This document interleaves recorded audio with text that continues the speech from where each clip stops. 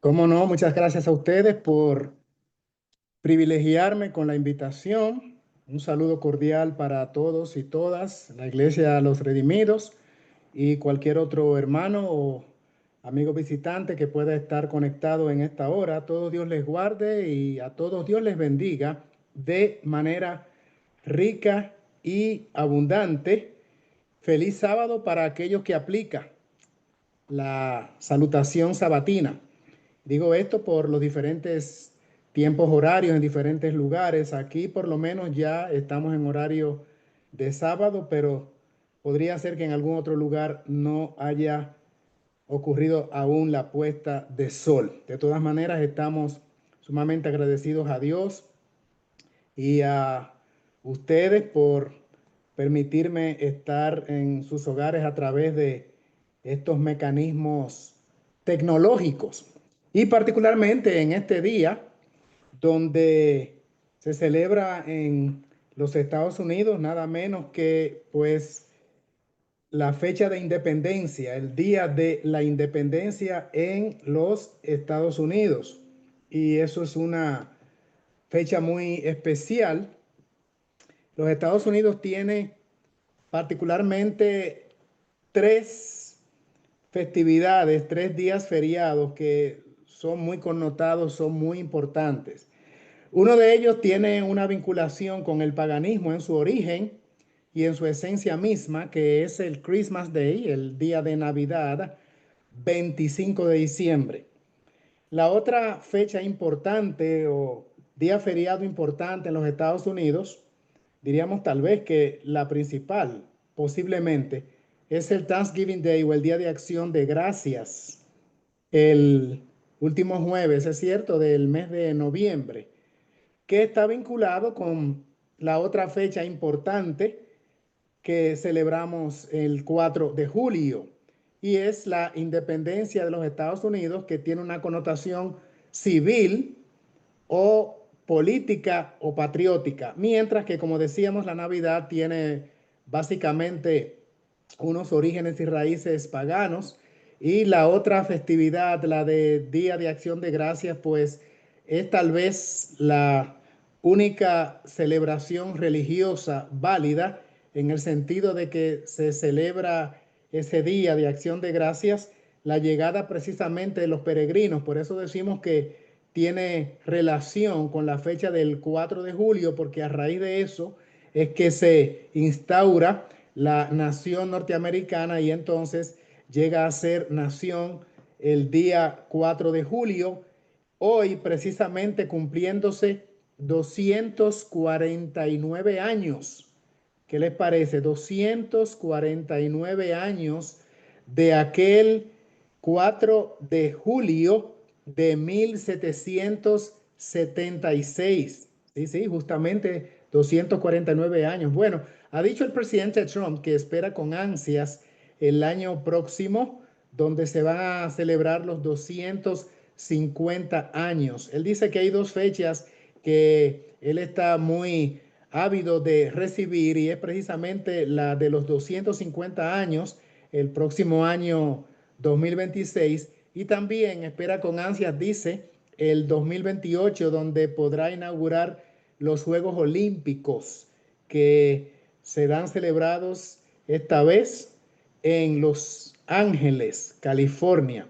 Ustedes saben que esa actividad deportiva se celebra cada 4 años. Así es que mientras vamos a hablar concerniente a la fecha de hoy, no sé si nuestra hermanita Marta tiene disponible los slides, las diapositivas que quisiéramos compartir con ustedes. Allí está, eficientes como siempre, nuestra querida amiga y hermana Marta. Día de la Independencia, reflexiones.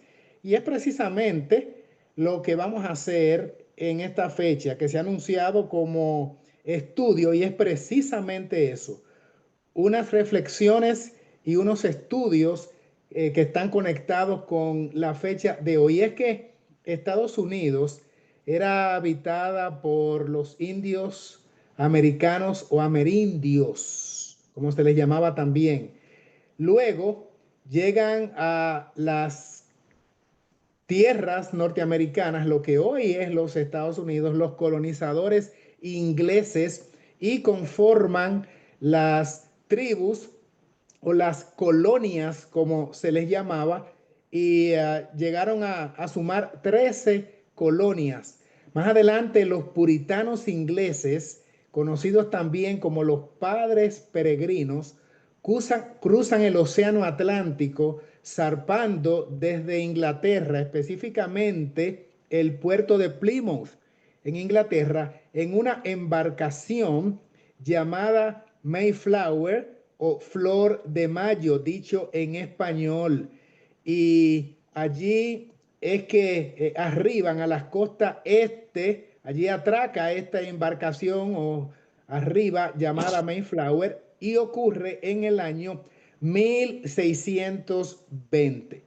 ¿Quiénes eran estos puritanos o padres peregrinos que llegan a la costa este de los Estados Unidos y la nombran como Nueva Inglaterra en el año 1620?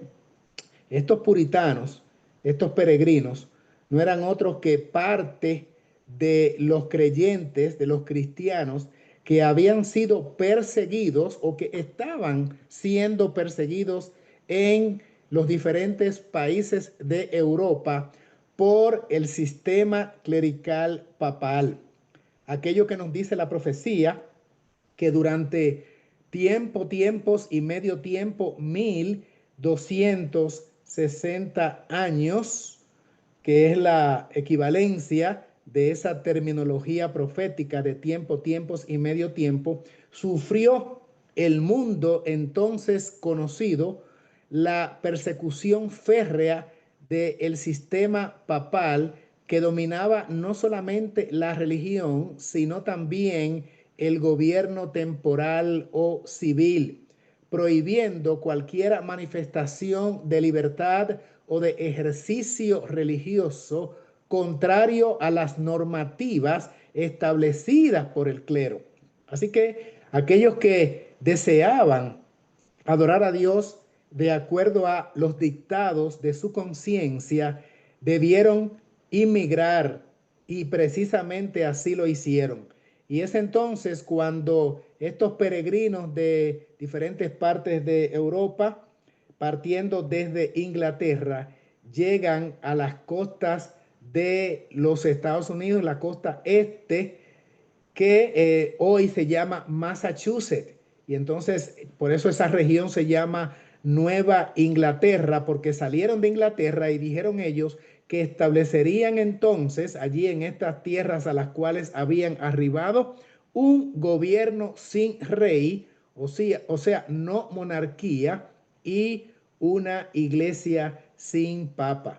No se podía actuar con libertad religiosa en Europa, porque la férrea mano del sistema papal se los prohibía, inclusive prohibida la lectura de la Biblia, prohibido congregarse a no ser que fuera en los templos católicos papal, auspiciado por precisamente el sistema clerical papal. Y pasado el tiempo, llega entonces la guerra de la independencia, cuando ya los Estados Unidos comienza a poblarse, y entonces viene la guerra con los colonos ingleses que habían estado allí pues desde hace más de un siglo. Y en 1787, luego de esa guerra independentista que hace que los colonos ingleses cuáqueros entiendan que no podían seguir dominando las conciencias como había ocurrido en Europa, y entonces permiten que surja una nueva república. Se redacta la Constitución de los Estados Unidos en Filadelfia. Estamos hablando del año 1787.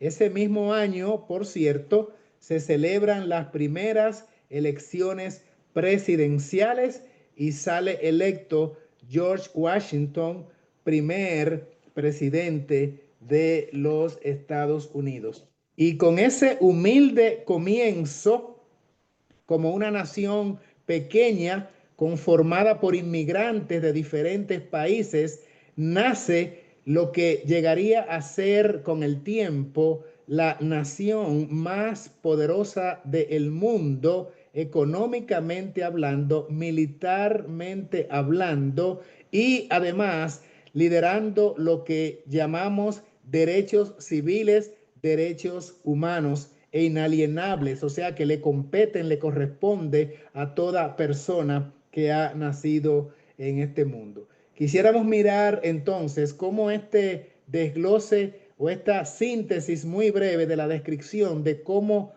nace la nación norteamericana es graficado en la Biblia, y para ello vamos a leer entonces lo que dicen las escrituras, y para ello vamos a Apocalipsis capítulo 12 y allí vamos a estar mirando cómo lo presentan las sagradas escrituras. Aparece en pantalla, leeré para ustedes mientras pueden seguir la lectura. Esto es lo que dice la palabra escritural inspirada.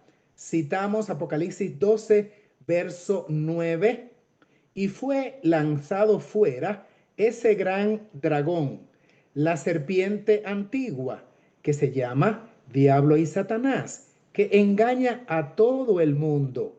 Fue arrojado a la tierra y sus ángeles fueron arrojados con él.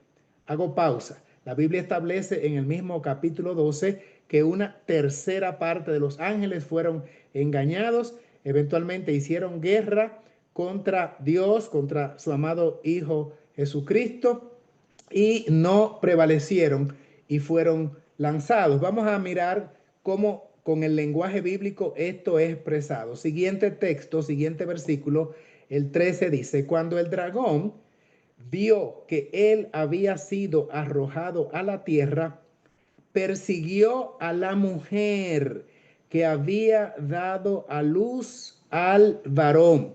Me detengo otra vez aquí. El Apocalipsis es un libro que presenta un sinnúmero de símbolos en sus expresiones o en sus vocablos articulados a través de todo el libro. Y aquí precisamente aparece los símbolos como el dragón, que ya había dicho el versículo anterior que leímos, que representa o está hablando de el diablo, también representado como serpiente antigua. Pero, ¿qué quiere decir en este próximo versículo que estamos leyendo? Que fue arrojado a la tierra y persiguió a la mujer. Específicamente, ¿quién es la mujer que había dado a luz al niño varón? Bíblicamente hablando, la mujer desde Génesis 3:15 es un símbolo de la iglesia o del pueblo de Dios. Cuando está aplicado a la simbología, obviamente en muchos lugares mujer sencillamente, literalmente es el ser humano sexo femenino, pero en el espectro profético, mujer es simbolismo de iglesia. También así lo presenta Isaías, como que es casada con su hacedor Jehová. También Isaías, también en Efesios capítulo 5, Cristo se casa con su esposa, o Cristo ama a la iglesia como el esposo debe amar a la esposa. Y en Apocalipsis capítulo 19 y 20 aparece también la mujer, la nueva Jerusalén, pero con sus habitantes, los redimidos. Así es que a través de la Biblia es bastante frecuente, y específicamente en términos proféticos, el vocablo mujer para referirse a pueblo de Dios, a la iglesia. Y aquí este texto dice que el dragón, una vez expulsado, pues hace la guerra y persigue a la iglesia, persigue a la mujer que había dado al hijo varón. ¿Qué es lo mejor que ha dado Dios y que precisamente es la cabeza de la iglesia? Ese hijo varón, ese Dios que se hizo hombre, que se encarnó y tomó nuestra naturaleza. Este niño varón es una alusión directa al Hijo de Dios en su condición de hombre, una de las facetas de su doble naturaleza, que es espíritu, es todo divino, pero también se hizo hombre. El versículo 14 sigue diciendo la narrativa de Apocalipsis 12, pero le fueron dadas a la mujer, ya sabemos quién es la mujer, dos alas de una gran águila para que volara de la presencia de la serpiente al desierto, a su lugar, donde es sustentada por un tiempo, tiempos y medio tiempo. Pero vamos a dedicarle 30 segundos a este versículo porque hay cosas interesantes en este lenguaje profético simbólico. Hay algunos elementos allí que tenemos que desglosar. Cuando se habla de que a la mujer se le dan dos alas de una gran águila, las alas son simbolismo de rapidez en el movimiento de moción o de circulación. Cuando, por ejemplo, miramos en Daniel capítulo 7, que se habla de los reinos en sucesión de la tierra, comenzando por Babilonia, esta es representada por un león que tiene dos alas de águila, que quiere decir que tendría capacidad de moverse con agilidad. Lo propio ocurre cuando también se presenta en el mismo capítulo 7 de Daniel el simbolismo para representar a Grecia. Se habla de un leopardo que tiene cuatro cabezas y cuatro águilas, cuatro alas de aves, no específicamente águilas en este caso. En ambos casos y en este también, las alas implica capacidad para correr con rapidez, para moverse con rapidez en el movimiento de traslación. Así es, que se le permite a la mujer con este simbolismo escapar, huir de su persecutor, que ya dijimos que era el dragón, utilizando los sistemas de poder político y religioso de la tierra. En este caso, el sistema clerical papal. Eso fue en la época medieval, en la Edad Media. Huye la mujer de la serpiente.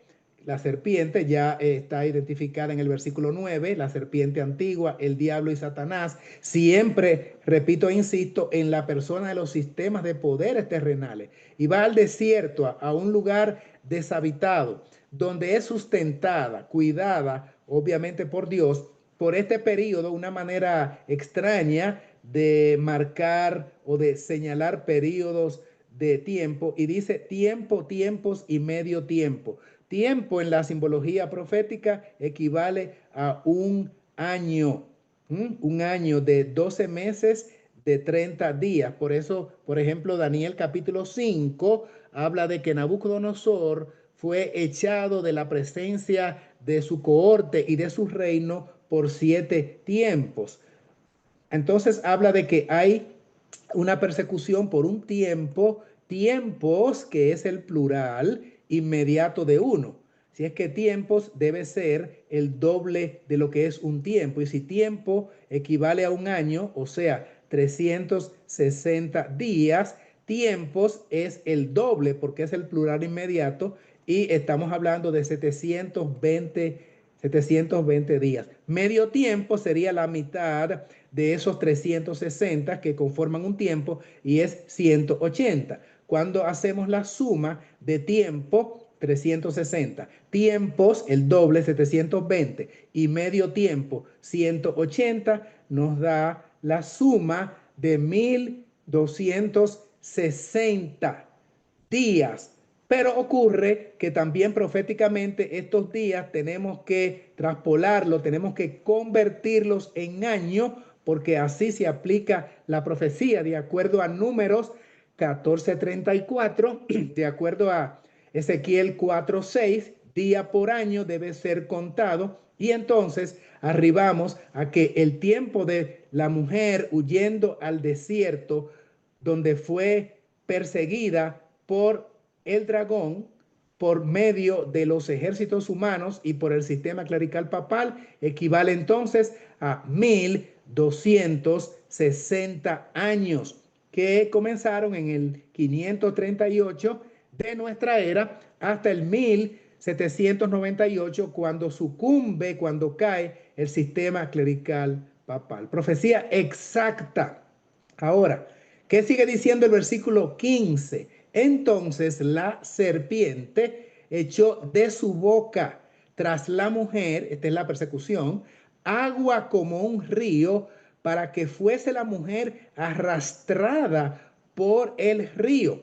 Otra vez el simbolismo aquí está presente. ¿Qué representan o significan? Las aguas tempestuosas como un río que arrasan y tienen la intención de ahogar, de matar a la mujer, entiéndase, a la iglesia por vía de la serpiente que está utilizando los sistemas de la tierra, pues el agua, las muchas aguas, de acuerdo a Apocalipsis capítulo 17:15, representan a sistemas de seres humanos, de naciones, pueblos, multitudes, gente, también ejércitos. Eso representan las aguas. En este caso son aguas tempestuosas como un río que procuran arrasar y destruir a la mujer. Pero ¿qué ocurre entonces? En el versículo 16 está la salvación de Jehová que siempre llega a tiempo. Pero la tierra ayudó a la mujer. La tierra abrió su boca y sorbió, tragó el río que el dragón, llamado también la serpiente, Satanás, había arrojado de su boca. Mientras Satanás pretende destruir total y completamente a la iglesia, a la mujer, a través de las muchas gentes, de las muchas naciones que el diablo utiliza a través de todas las épocas, el sistema de poder clerical, papal y los ejércitos temporales de los diferentes países en Europa. Dios se tenía reservado pues nada menos que una salida divina, estratégica y bien pensada. La tierra abre su boca y sorbió el río que el dragón había arrojado sobre la mujer y que había lanzado de su boca. ¿Cuál es esta tierra? Y aquí viene precisamente la nación de la cual estamos hablando y que está celebrando hoy su independencia. Nada menos que las tierras de América, los Estados Unidos. Y ahí es que entra entonces lo que hablábamos antes de que los fieles de aquellos lugares de Europa toman el Mayflower, toman la embarcación, el barco, y cruzan el Atlántico y llegan a las costas de América, las costas noreste de América, y se establecen allí como colonia, eventualmente comenzando así la nación norteamericana, huyendo del papado, y por eso dice que no pudo más el dragón con la mujer porque la mujer se le escapa. Se le escapa. La tierra ayuda a la mujer. ¿Por qué la tierra? Porque mientras Europa era una tierra súper poblada, el territorio sumamente poblado, entonces aparece allí un lugar nuevo, contrario a las tierras pobladas, y lo contrario de agua, que significa mucha gente, es precisamente lo contrario de agua, es tierra. Y esta porción de tierra no es otra que los Estados Unidos, la nación que se estaba levantando entonces. Y viene lo importante ahora, porque dice el versículo 17, entonces el dragón se airó contra la mujer y fue a combatir al resto de sus hijos, los que guardan los mandamientos de Dios y tienen el testimonio de Jesucristo. Y con ese poderoso versículo termina el capítulo 12. Pero yo lo quiero leer, ese versículo 17, de la versión, la Reina Valera Gómez, que lo rinde de la siguiente manera. Entonces el dragón se enfureció contra la mujer. Ya vimos que la persiguió por 1260 años. Entonces sigue diciendo el texto. Y se fue a hacer guerra. Miren contra quién. Contra el remanente de la simiente de ella.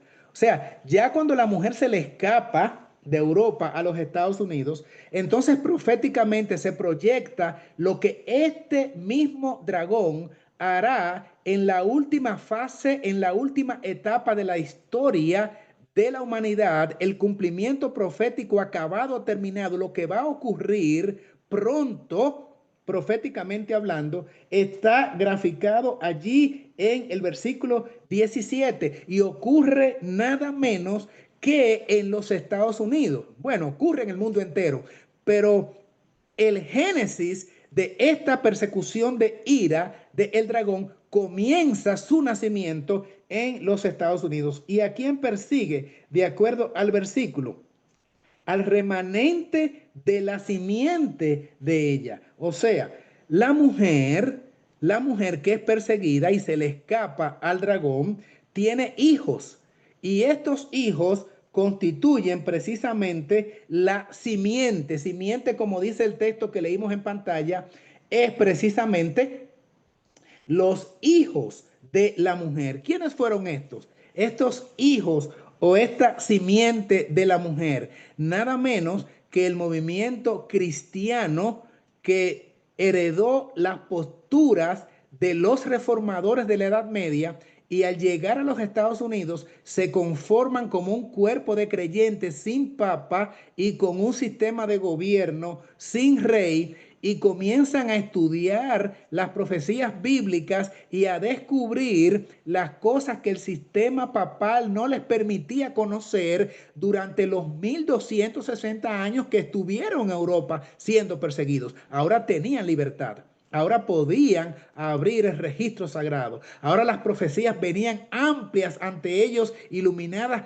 con el rayo divino que Dios por su espíritu mandaba a ellos. Así las cosas, llegamos precisamente al siglo XIX y allí entonces ocurre lo que nosotros conocemos como el gran movimiento del despertar religioso con los mileritas a mediados del siglo XIX, un poco antes inclusive. Se habían dado las señales del oscurecimiento del sol, había ocurrido la señal del terremoto grande de Lisboa que incluyó 3 continentes y ahora en 1833 también ocurre la gran y espectacular caída de meteoritos o estrellas fugaces, cumpliendo aquello que Joel 2 había predicho que debía ocurrir cuando precisamente entráramos en la etapa del fin.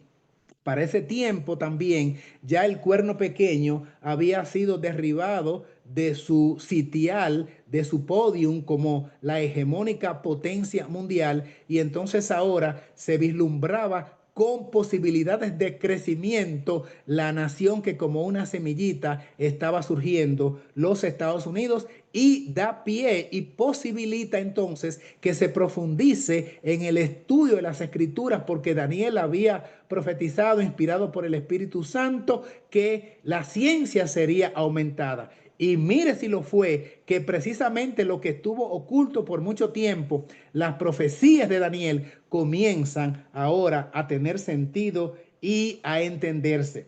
Pero ¿qué ocurre? Cristo, que fue anunciado como llegando para su época, no vino porque no estaba aplicado que sería la venida de Cristo lo que ocurriría de acuerdo a la profecía de Daniel 8:14, sino que comenzaría precisamente el juicio investigador en el cielo y así también se destapa con creces el crecimiento del movimiento adventista. Pero volvamos al versículo 17. Dice allí que los que serían perseguidos no sería la simiente de la mujer. Ya la simiente fue, ya la mujer fue perseguida. Recuerden, la mujer es la iglesia de la Edad Media de los 1260 años. Aquí está ahora la simiente de la mujer, pero tampoco la profecía dice que la grande persecución sería contra la simiente, sino contra quién.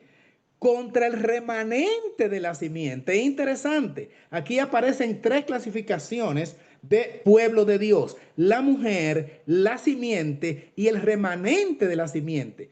Si la simiente son los hijos de los reformadores, los hijos de los cristianos de la Edad Media, y si la simiente son aquellos que levantaron los portillos caídos, que como dice Isaías capítulo 58, versículo 12, levantarás los portillos caídos y las puertas caídas restablecerás, restaurador de calzadas y reparador de portillos. Levantaron la verdad sabática, porque luego de ese versículo dice, si retrajeres y apartas tu pie del sábado, vuelve la verdad del sábado, viene la verdad del santuario, la intercesión de Cristo, también la naturaleza de Cristo que tomó de Adán como Adán después de haber pecado.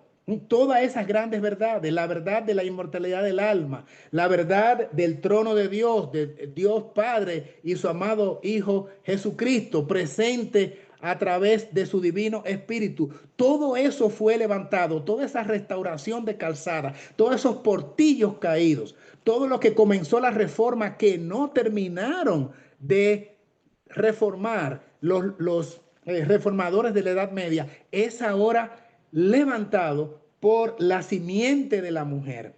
Pero ¿qué ocurre? Pasa el siglo XIX, llegamos al siglo XX, arribamos al siglo XXI y ya tenemos un cuarto de años del siglo XXI, un cuarto de siglo, debo decir, 25 años, justamente, un cuarto del siglo. Y entonces, ¿qué ha ocurrido con la simiente de la mujer? Que ninguno están aquí, ninguno de ellos están acá, porque no solamente los reformadores, la mujer murió y la simiente también murió, no están en el descanso. Pero ¿quiénes están hoy? El remanente de la simiente. Los que han quedado la última parte, el residuo, que es lo que quiere decir precisamente remanente, lo que queda, lo que falta, la última etapa de pueblo de Dios, la última etapa de la mujer, hijos de la simiente de la mujer, los que quedaron. Entonces estamos ahora, hermanos queridos, levantando el pendón ensangrentado del príncipe Emmanuel, restaurando lo que fue caído y volviendo otra vez a establecer los principios fundamentales que luego que la simiente de la mujer, los pioneros murieron, otra vez el dragón ha querido confundir la mente de los creyentes, distorsionar la palabra bíblica, cambiar los hitos o pilares inconmovibles que por décadas fueron establecidos y que completaron la reforma, la simiente de la mujer. Los pioneros terminaron la reforma que los reformadores no completaron, estableciendo también el principio de la salvación por gracia a través de la fe en Cristo Jesús. Entiéndase, la justificación por la fe, que es la victoria sobre el pecado a través de los méritos de Cristo y por el empoderamiento de Cristo morando en nosotros como esperanza de gloria. Todo eso fue levantado por la simiente de la mujer y ahora otra vez, precisamente por el residuo, por el remanente, por los que quedan y por los que afrontarán, debido a esa posición firme de establecerse en la verdad, la última y grande persecución profetizada aquí en Apocalipsis capítulo 12, versículo 17. Espero que estén siguiendo lo que estamos hablando, porque es un estudio de cómo en el versículo 17 aparecen estas tres categorías de pueblo de Dios. Pero la que va a recibir la grande persecución está identificada como los que guardan los mandamientos de Dios y tienen el testimonio de Jesús, que es la revelación profética o espíritu de profecía. O sea, lo que Dios ha dicho a través del escrito está de la ley y el testimonio, que es toda revelación profética. Yo quiero también compartir con ustedes el siguiente pensamiento. Hemos dicho entonces que los Estados Unidos de América se declara como nación independiente el 4 de julio de 1776, pero es en el siglo XX, a raíz de las dos guerras mundiales, 1914-1918 la primera, 1939-1945 la segunda, como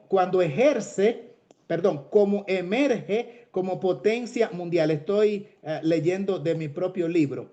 cuando emerge como potencia mundial los Estados Unidos. Y es solo a partir de la caída del comunismo cuando se presenta como única superpotencia con capacidad de ejercer un liderazgo mundial y con autoridad para obligar a todos que les rindan homenaje a la primera bestia que recibió la herida mortal y vivió. Y cuando Estados Unidos, nación protestante que ha sido bendecida por Dios, evidentemente, comience a hablar como dragón y sustituya la ley divina apoyando a la primera bestia en sus pretensiones de establecer un gobierno autoritario, se convertirá en una bestia perseguidora. Cuando los protestantes de los Estados Unidos recurran al poder civil, habrá entonces formado una imagen de la bestia. Solo con poder y con dominio y liderazgo mundial puede una nación hacer que todo el mundo se someta a esas exigencias. ¿Y quién es esa nación que tiene esa autoridad, ese liderazgo mundial, ese dominio, esa capacidad militar, esa solvencia financiera con la moneda líder en el mundo y la moneda de intercambio comercial internacional? No hay dudas de que no puede ser otra nación que no sea los Estados Unidos de América. Así es que quiero ahora que miremos en este estudio cómo Apocalipsis 12, donde habla de este remanente que se conforma al llegar a las costas del noreste de los Estados Unidos y forma el gobierno de los Estados Unidos que llega a tener una hegemonía mundial, cómo hace una transición o metamorfosis de ser la nación dirigida por Dios a convertirse entonces en una bestia perseguidora. Y eso lo vamos a ver en el siguiente capítulo, que es Apocalipsis capítulo 13, versículos 11 al 18. Miren ahora cómo está conectado el capítulo 12 con el capítulo 13. Y vi otra bestia que subía de la tierra. Recuerdan que primero en el capítulo 12 se hablaba de la mujer y luego la simiente de la mujer. Bueno, ahora ocurre que esta bestia es precisamente la que había sido salvada por la tierra. Recuerdan en el capítulo 12 que decía, o dice el texto bíblico, que la tierra ayudó a la mujer. Pues miren ahora, aquí aparece otra vez la tierra, refiriéndose a Estados Unidos, que ayudó a la mujer cuando escapan de Europa a los Estados Unidos. Bueno, pues allí, en esa tierra que acogió a los perseguidos creyentes desde Europa a Estados Unidos, ahora se está representando como que se ha formado una bestia en la misma tierra. Y esta bestia tiene dos cuernos, dice el texto, semejantes a los de un cordero. Recuerden que cordero otra vez es símbolo de Cristo. 26 veces en Apocalipsis, cordero habla de Cristo. Aquí está hablando de un cristianismo falsificado, de unos que imitan a Cristo, pero hablan como un dragón. ¿Y quién es el dragón que vimos en el capítulo 12? Ah, el diablo. Así es que aparentan ser cristianos, que es el símbolo cordero que aparece allí, pero resulta que es una bestia. Tiene dos cuernos y habla como Satanás, habla como dragón. Versículo 12. Ejerce esta bestia que ya ustedes pueden estar conectando, que se trata precisamente de los Estados Unidos, ahí en la tierra donde escapó, pues ahí se convierte en bestia. Ejerce, dice el versículo 12, toda la autoridad de la primera bestia en presencia de ella. En el mismo capítulo 13, la primera parte del capítulo habla de esa primera bestia, el sistema clerical papal que persiguió a la mujer en el capítulo 12. Y miren qué paradójico.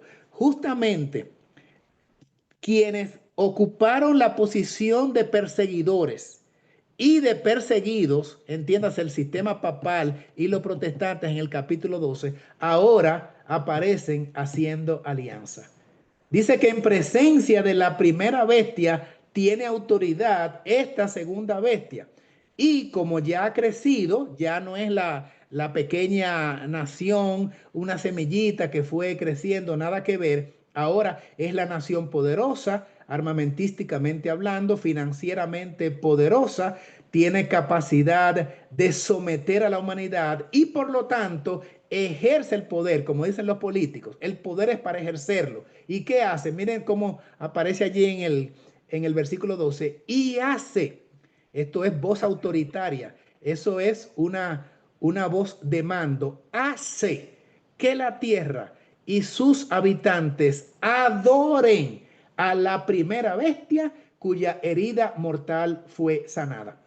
O sea, que estas dos bestias, el sistema clerical papal, esta segunda bestia, el sistema protestante corrompido de los Estados Unidos, no son antagónicos, no son contrarios a estos dos sistemas de poder. Son precisamente aliados, no son antagónicos, son aliados, al punto de que la segunda bestia con su poder militar y hegemónico a nivel político e internacional y su capacidad de influencia y de mando, obliga y hace que se adore a la primera bestia que demanda adoración a través de sus dogmas. ¿Y quién es esta primera bestia? Ya dijimos que es el sistema papal. Versículo 13. ¿Qué hace más esta segunda bestia? Bueno, hace grandes señales, de tal manera que aún hace descender fuego del cielo, espiritismo puro, descender fuego del cielo a la tierra delante de los hombres.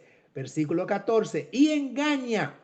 Esta segunda bestia es engañadora, es espiritista, trabaja con el dragón y le da también autoridad a la primera bestia porque somete a la humanidad. Dice el 14, engaña a los habitantes de la tierra a causa de las señales que se le concedió hacer en presencia de la bestia. ¿Quién le concede su poder? El dragón, mandándoles otra vez una voz de mando, autoridad, una voz ejecutiva a los habitantes de la tierra a que hagan una imagen en honor a la bestia que tiene la herida de espada y vivió. Esta imagen de la bestia es precisamente el uso que hace este sistema en los Estados Unidos con sus protestantes, utilizando a los políticos en cargos de autoridad para que se haga aquello que quiere la primera bestia que demanda adoración. Versículo 15, también le fue permitido dar aliento a la imagen de la bestia para que la imagen hablase e hiciera que fueran muertos todos los que no adoraran. Aquí hay decreto de muerte por parte de la segunda bestia, porque hay que adorar de acuerdo a lo que dice la segunda bestia a la primera bestia y a los dogmas, a las creencias, a los postulados, a las posiciones doctrinarias de la primera bestia. Y esto es de manera obligatoria. Y ella hace, versículo 16, que todos, pequeños, grandes, ricos, pobres, libres, esclavos, se les ponga una marca en la mano derecha o en la frente, que nadie pueda comprar ni vender, sino el que tenga la marca, es decir, el nombre de la bestia o el número de su nombre, que de acuerdo al versículo 18 es 666. De modo que, señores, aquí hay una componenda nada menos que de la nación que hoy celebra sus 249 años de independencia y justamente somete a la humanidad para que no tengan independencia. Vamos a mirar cómo está esto representado en el libro El conflicto de los siglos y para ello vamos a leer par de citas acá. Dice, pero la bestia con cuernos semejantes a los de un cordero subía de la tierra. En lugar de derribar a otras potencias para establecerse, la nación así representada debe subir en territorio hasta entonces desocupado. Tierra es lo contrario a mar o a río, como ya dijimos, y crecer gradual y pacíficamente. No podía, pues, subir entre las naciones populosas y belicosas del viejo mundo, o sea, Europa. Ese mar turbulento de pueblos y muchedumbre y naciones y lenguas. Hay que buscarla a esta nación que surge en el continente occidental. ¿Cuál era en 1798 la nación del Nuevo Mundo? cuyo poder estuviera entonces desarrollándose de modo que se anunciara como nación fuerte, grande, capaz de llamar la atención del mundo. La aplicación del símbolo no admite duda alguna. Una nación y solo una responde a los datos y rasgos característicos de esta profecía. No hay duda que se trata aquí de los Estados Unidos de Norteamérica, la nación que hoy está celebrando con fuegos artificiales en diferentes estados de toda la Unión Americana, pues sus 249 años, diciendo y preciándose de que son los defensores en el globo terráqueo de la libertad. ¿Cómo puede ser que se hayan unido justamente de acuerdo a la profecía o se vayan a unir de acuerdo a la profecía con el poder que les persiguió precisamente, con el poder que no les permitía ejercer la libertad, el ejercicio libérrimo de adoración de acuerdo a los dictados de su conciencia? ¿Cómo puede ser que se unan con el sistema que no les permitió desarrollarse en el estudio de la Biblia, de las Escrituras? Con el sistema que mató a sus familias, que les torturó, que les cohibía de desarrollarse espiritualmente, intelectualmente, económicamente y los tenía sometidos a una férrea dictadura. ¿Cómo puede ser que entonces en la última etapa de la historia se una la primera bestia y ellos mismos se conviertan en bestia? ¿Cómo puede ser que también nieguen las escrituras como lo hizo el sistema que los persiguió por 1260 años? Esto pareciera inverosímil, pero es precisamente lo que la profecía declara que sería. Y la siguiente cita que vamos a leer dice de la siguiente manera, otra vez del gran conflicto de los siglos, una y otra vez el pensamiento y los términos del autor sagrado han sido empleados inconscientemente por los oradores e historiadores al describir el nacimiento y crecimiento de esta nación que hoy está de cumpleaños. El profeta vio que la bestia subía de la tierra. Según los traductores, la palabra dada aquí por subía significa literalmente crecía o brotaba como una planta. Y como ya lo vimos, la nación debe nacer en territorio hasta entonces desocupado. Un notable escritor, al describir el desarrollo de los Estados Unidos, habla del misterio de su desarrollo de la nada y dice que como silenciosa semilla crecimos hasta llegar a ser un imperio.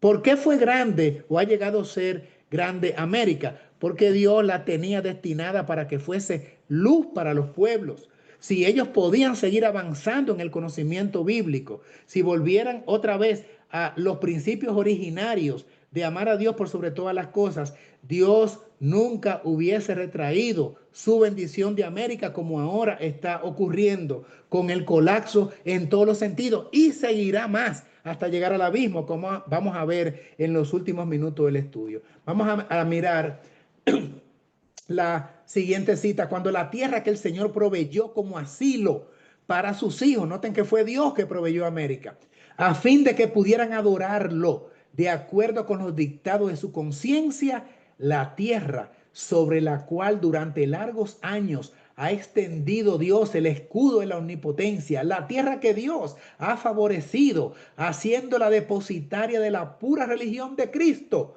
Cuando esa tierra, por medio de sus legisladores, abjure de los principios del protestantismo y ceda el paso a la apostasía romana para que pisotee la ley de Dios, entonces se manifestará la obra final del hombre de pecado.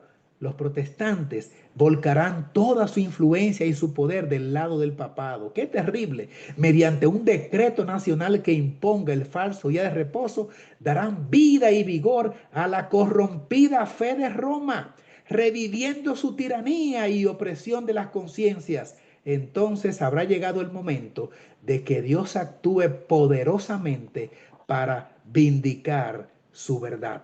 Esto es del libro Maranata en la página 179.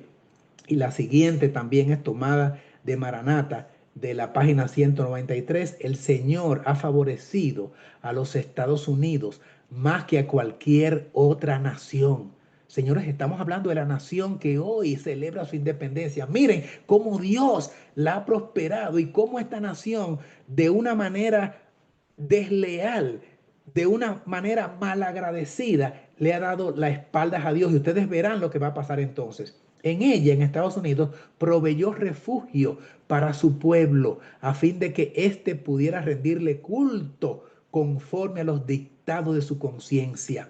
En esa nación, el cristianismo ha prosperado conservando su pureza. En ella se ha enseñado sin restricciones la doctrina del don de la vida vivificada por el poder de un único mediador entre Dios y el hombre, Cristo, ¿verdad? Era propósito divino que en esta nación siempre hubiera libertad para que la gente pudiera adorarlo de acuerdo con los imperativos de su conciencia. Era su intención de Dios que las instituciones civiles manifestaran en su expansión y desarrollo la libertad que otorgan los atributos del Evangelio. Ah, pero qué tristeza. Continúa la cita en la siguiente diapositiva. Pero el enemigo de toda justicia, el dragón, ha trazado sus proyectos con respecto a los planes que Dios tiene para con esta nación. Es el diablo quien ha alterado, hermanos queridos, los propósitos que Dios tenía para con los Estados Unidos. Es que la serpiente antigua que se llama Diablo y Satanás es quien ha trabajado en la mente de los grandes de esta nación para que precisamente no se cumpliera la intención primaria que Dios tenía con los Estados Unidos de América. Sigue la cita. Introducirá Satanás actividades que harán que los hombres se olviden de la existencia de Dios. ¿Y qué va a introducir? La mundanalidad y la avaricia, que es idolatría, prevalecerán debido a la obra del archiengañador, hasta el punto que la ley de Dios quede invalidada en todos sus aspectos. O sea, está desdibujando, borrando la imagen que Dios puso en esta nación para que llegue a un punto en que finalmente sea un opositor, que sea verdaderamente la nación que le va a hacer la guerra al pueblo de Dios. Esta cita de manuscrito 17 de 1906,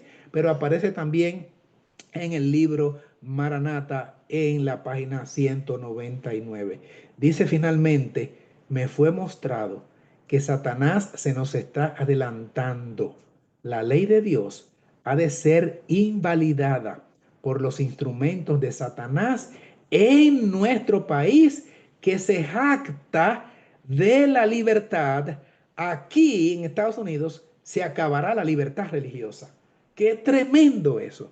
En la nación de la libertad se va a acabar la libertad. Cuando nuestra nación, sigue diciendo la siguiente, promulgue leyes en sus concilios legislativos. ¿Cuáles son los concilios legislativos? El Congreso, los senadores y la House, la Casa de Representantes, que ayer dieron un voto favorable a Mr. Trump. Ya lo vieron, ¿verdad? Para que tenga mayores poderes aún. Pero sigamos con la cita.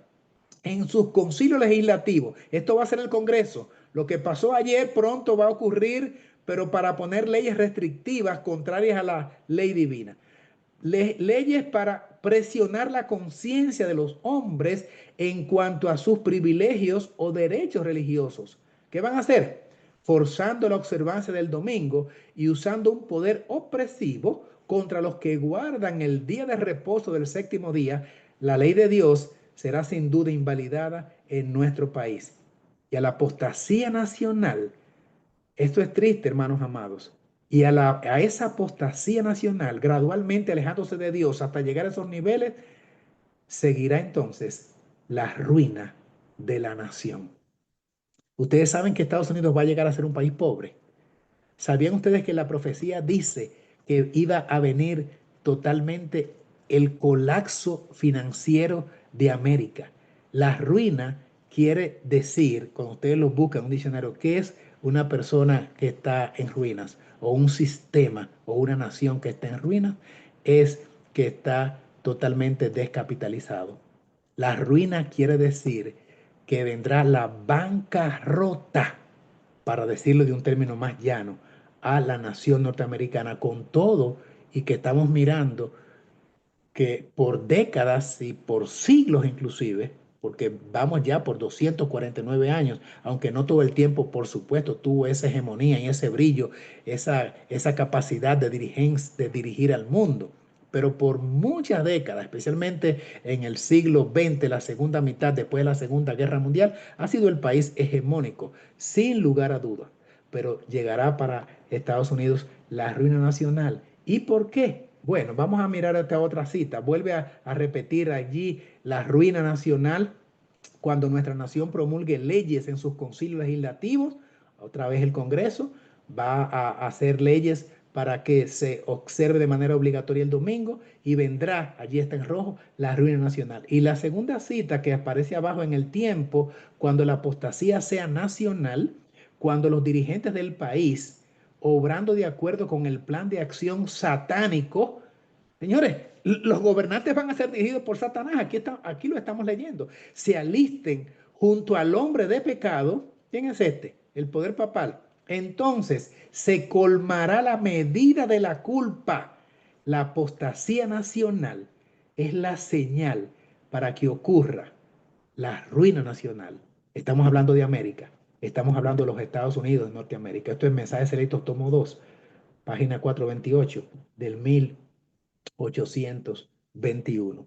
Miren entonces, ¿por qué les estoy diciendo que va a haber una caída estrepitosa, un colapso de la nación en todos los sentidos? La siguiente diapositiva es interesantísima.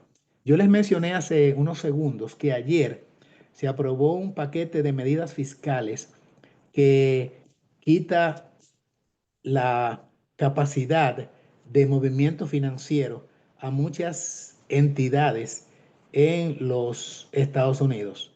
También implica que cantidad de impuestos, bueno, ya hemos visto el tema de los aranceles a diferentes países y además entonces se está proporcionando recursos y dineros a los ejércitos que él ha dicho que son los ejércitos dorados que persiguen a las personas indocumentadas.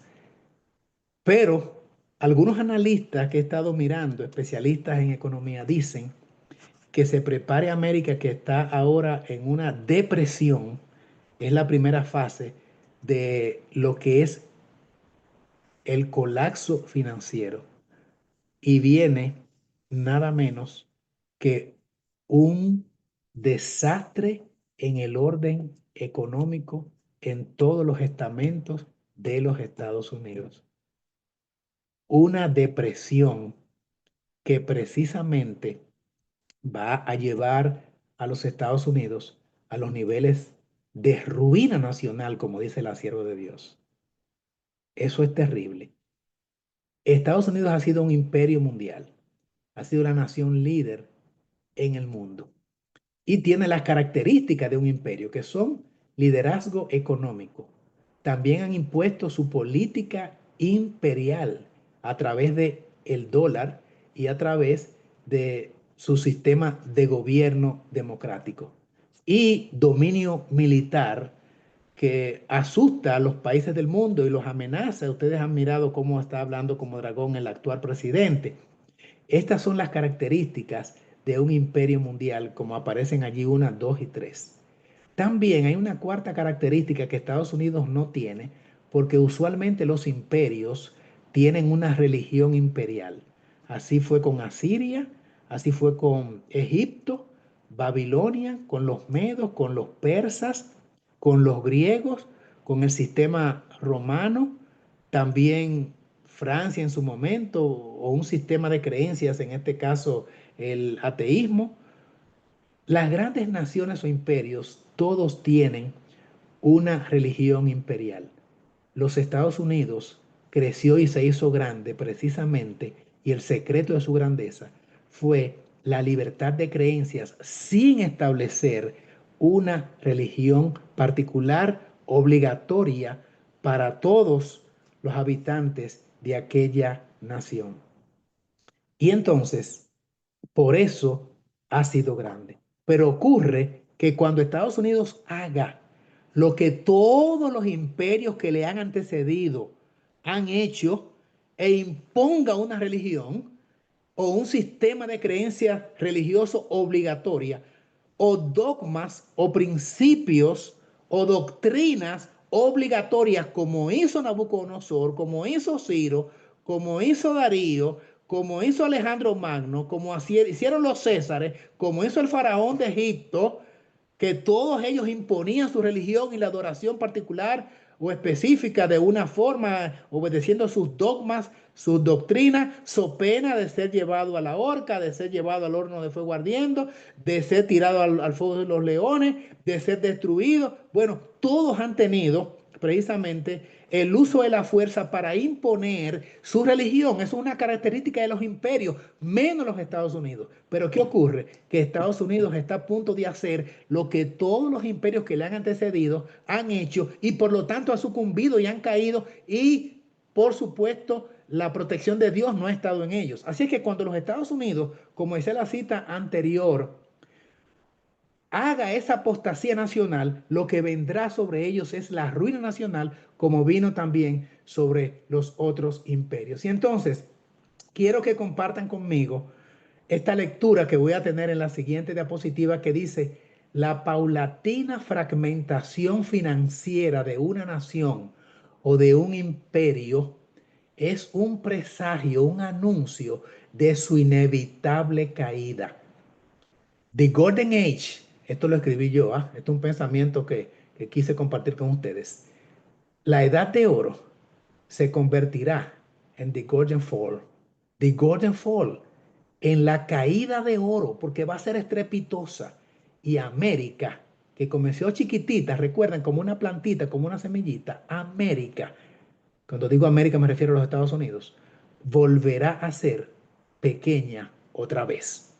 Así como comenzó de pequeñita, así como fue naciendo de la nada hasta llegar a ser la nación gigante y líder del planeta, cuando colapse Babilonia, Apocalipsis 18, y lloren todos porque sus riquezas se han escapado de sus manos y ya los barcos no pueden cruzar, Estrecho de Hormuz, eso es otro tema. Cuando no puedan los navíos que traen el abastecimiento y la cadena de suministro no pueda llegar al resto del mundo, ni el petróleo, porque lo cierren allá en el Medio Oriente, la gente de Irán y todas las naciones islámicas en su yihad o guerra santa, y cuando venga el colapso financiero de Babilonia, que dice ha caído Babilonia y cae financieramente, le hace Apocalipsis 18, dice ya no, sus mercaderes no pueden comercializar en el mundo porque ha caído, ya no tienen capacidad financiera y ya su industria colapsó. Entonces, en ese colapso de Babilonia, Estados Unidos, que es parte integral de Babilonia, porque ayuda a la otra nación para liderar el sistema hegemónico de Babilonia mundial, entonces América volverá a ser pequeña otra vez. Dice Trump que volverá a América a ser grande otra vez. Make America Great Again. Bueno, pues América volverá a ser small again, pequeña otra vez. Y la Golden Age, la edad de oro, se va a convertir en la caída de oro de Golden Fall. Eso es lo que está profetizado. E interesantemente, miren cómo lo ponemos de esta forma en la siguiente diapositiva. En el país de los derechos y las libertades, se acabarán los derechos y las libertades. The land of the free and the home of the brave, la tierra de los libres y el hogar de los valientes, como dice su hermoso himno. ¿Ah? The land of the free and the home of the brave, va precisamente a convertirse en una nación que no tiene libertades y no va a ser una tierra de valientes, sino una tierra de personas que van a llorar precisamente y especialmente el liderazgo religioso y político por haber arrastrado a su gran nación a los niveles más bajos, desde la hegemonía superior hasta precisamente, como dice Apocalipsis 18, se pararon de lejos llorando, viendo que había sucumbido y caído Babilonia porque ya no tenía más capacidad de suministro, porque su sistema colapsó y llegó a la ruina. ¿Por qué habrá de ocurrir esto? Por lo que dice Salmo 119, 126, que leo y dice, tiempo es de actuar, oh Dios, porque han invalidado tu ley. Dios se levantará para actuar contra los Estados Unidos, contra los países y pueblos del planeta Tierra. Pero por supuesto, recuerden que leímos antes que allí habrá, como en cada país del mundo, un remanente fiel. Ese remanente, hijos de la simiente, que a su vez son hijos de la mujer, permanecerán hasta el final. Y podemos leerlo en Apocalipsis 3 cuando dice que Dios ha abierto una puerta que nadie puede cerrar, cierra una puerta que nadie puede abrir, y yo te libraré de la hora de prueba que habrá de venir sobre todo el mundo, porque aunque eres pequeño y tienes poca fuerza, has conocido mi nombre y tendrás mi nombre en tu frente, el nombre de tu Padre y el nombre de Cristo. Y por lo tanto, Dios te preservará. Aún estés en el país que va a convertirse en ruina nacional.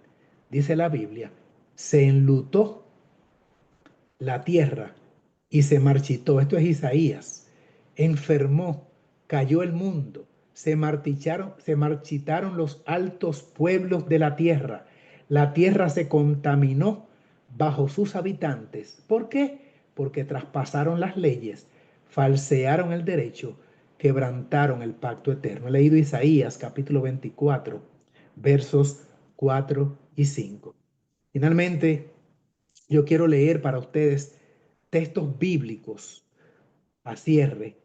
Son poquitos textos bíblicos que hablan de la libertad que Dios ofrece y por qué la retira a las naciones y a los hombres impíos, como dice Salmo 119, como dice Isaías 24. Dice aquí este primer texto bíblico, y conoceréis la verdad, y la verdad os libertará. Juan capítulo 8, versículo 32. De acuerdo a este texto, hermanos amados, amigos todos, de acuerdo a este texto, ¿quién es que libertará? La verdad. La verdad libertará. Ahora, el siguiente texto. Jesús respondió, yo soy el camino, soy la verdad y la vida. Nadie viene al Padre sino por mí. Juan capítulo 14, versículo 6. Estamos conectando todos estos textos porque tienen una vinculación. Si la verdad es que liberta, Juan 8:32. Y Cristo dice en Juan 14:6, yo soy esa verdad. Yo, Cristo, Jesús dijo, soy el camino y soy la verdad. Entonces, ¿quién es que liberta? Vayan concluyendo. El siguiente texto dice, así, si el Hijo os liberta, seréis realmente libres. Juan capítulo 8, versículo 36. Cristo es el que liberta, porque Él es la verdad y la verdad es lo que provoca o proporciona libertad. Siguiente texto. El Espíritu del Señor está sobre mí, dijo Cristo, por cuanto me ungió para dar buenas nuevas a los pobres, me envió a sanar a los quebrantados de corazón, a pregonar a los cautivos libertad y a los ciegos vista, a dar libertad a los oprimidos. Capítulo 4 de Lucas, verso 18. Estamos hablando en todos estos textos de libertad, porque hoy es día de la libertad. Hoy es el día en que se volvieron libres. Hoy es el día en que dejaron de estar sometidos hace 249 años por los británicos, los Estados Unidos, y dieron el grito de libertad. Pero resulta que quien es el autor de la libertad, Cristo, quien precisamente con el Espíritu que está sobre él, el Espíritu de Dios sobre él, el Espíritu del Señor sobre mí, para yo dar libertad a los cautivos y libertad a los oprimidos y a los ciegos vista.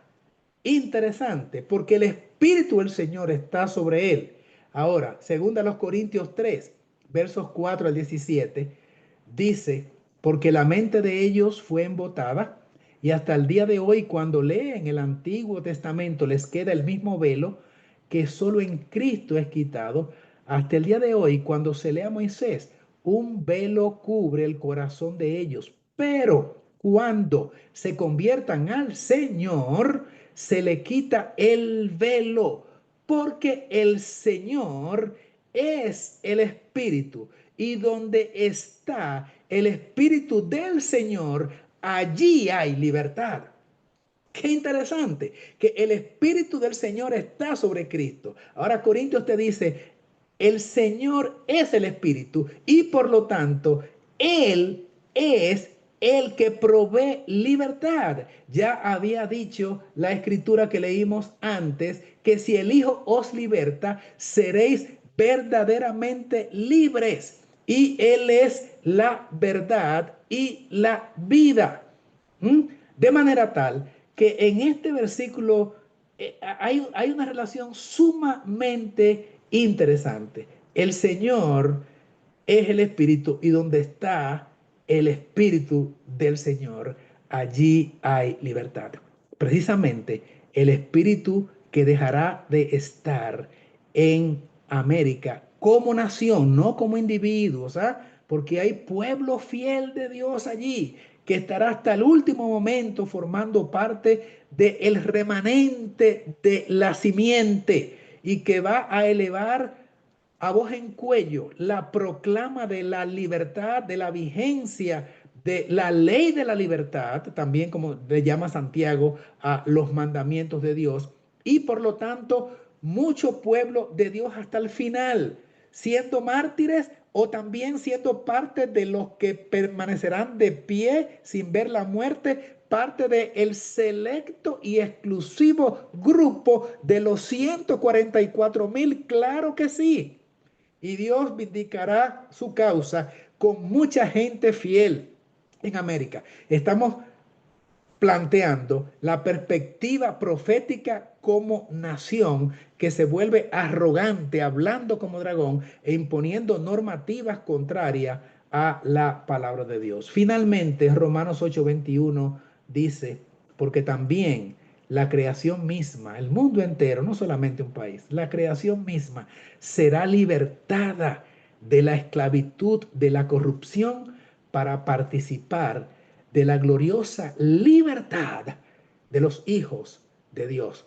Porque a los hijos de Dios en ninguna parte del mundo, ni siquiera en las mazmorras y en las prisiones, se le podrá coartar su posibilidad de tener la libérrima conciencia totalmente dispuesta, libre para adorar a Dios de acuerdo a como se lo dicte su conciencia. La creación misma será libertada de la esclavitud porque la gloriosa participará de la gloriosa libertad de los hijos de Dios, porque los hijos de Dios sí que están libres, porque el Espíritu del Señor que está sobre Cristo y que es libertad, es el que mora en los corazones de los fieles. Que Dios nos ayude en esta reflexión hoy, día de la independencia en los Estados Unidos, porque se está acabando la libertad en América y como consecuencia de ello en el resto del mundo, porque lo que ocurrirá primero en América, pronto como corrillo de pólvora, irá por todo el mundo, comenzará en América, pero todo el mundo estará envuelto en esta apostasía final. Hago reflexión sobre América porque hoy es el Día de la Independencia en los Estados Unidos y porque han ocurrido cosas en estos días que son un indicio muy claro de que pronto podría venir un colapso financiero, una depresión tremenda en el orden de la moneda, el dólar y de lo que son los bienes de consumo, carestía y demás cosas. Vamos a estar muy pendientes de eso, pero sobre todo puestos nuestros ojos en Jesús, el autor y consumador de nuestra fe y el único que nos puede proveer libertad, porque en Cristo somos más que vencedores y en Cristo hay victoria y hay libertad. Dios guarde a su pueblo. Maranata. Cristo ya viene. Amén, Muchas amén. gracias, hermanos queridos, por permitirme tener este estudio bíblico con ustedes. Me dijeron que tuviera un estudio bíblico y eso fue lo que hicimos, estudiar la Biblia en el contexto de esta celebración en América del 249 años de la independencia de la nación de las barras y las estrellas, ¿verdad? Y queremos entonces decir que Dios bendiga América, como dicen, God bless America, porque allí hay mucho pueblo de Dios y el pueblo de Dios en América no irá tras la apostasía, al contrario, se mantendrá firme en la libertad con que fuimos libertados. Ahora sí quisiera que pudiéramos tener una oración a cierre. Oramos a nuestro Padre Celestial y así le decimos: nuestro Dios y Padre, gloria a su nombre, ahora y siempre. Muchas gracias por habernos permitido estudiar su palabra y hacer algunos comentarios alusivos a lo que estamos esperando como pueblo suyo. Gracias también por haber leído de los testimonios inspirados. Queremos, Padre Celestial, que la obra sea hecha en nosotros. Perdone nuestros pecados, ilumínenos con la luz del cielo para entender sus propósitos. Denos victoria sobre el pecado, que la justificación por la fe, la obra de Cristo en nuestras vidas sea real y su nombre sea glorificado. Bendiga mucho a cada oyente que está aquí, que en este día sábado nosotros podamos adorarle, podamos cantar, podamos orar, leer su palabra, pero sobre todo que podamos escucharle, que usted nos diga qué hacer, cómo hacerlo y cuándo hacerlo. Y lo importante no es precisamente lo que viene, sino quién viene. Y quien viene en gloria y majestad es su amado Hijo, a redimir finalmente a su pueblo que le ha esperado por tiempo, como nosotros también nos llamamos redimidos, con su gracia que pueda hacer una aplicación literal en nosotros. Cada uno de los aquí participantes en este estudio en esta noche, que seamos parte de los redimidos. Muchas gracias, Padre bueno. Otórguenos un buen descanso y un bendecido sábado. Mora en nosotros y que su nombre sea glorificado. Humilde plegaria que conforme a su voluntad elevamos allá al lugar santísimo para que el que está a su diestra, su amado Hijo, interceda en favor nuestro y se cumpla todo de acuerdo a su voluntad. En ese precioso nombre de Cristo Jesús oramos. Amén. Amén, Señor. Amén.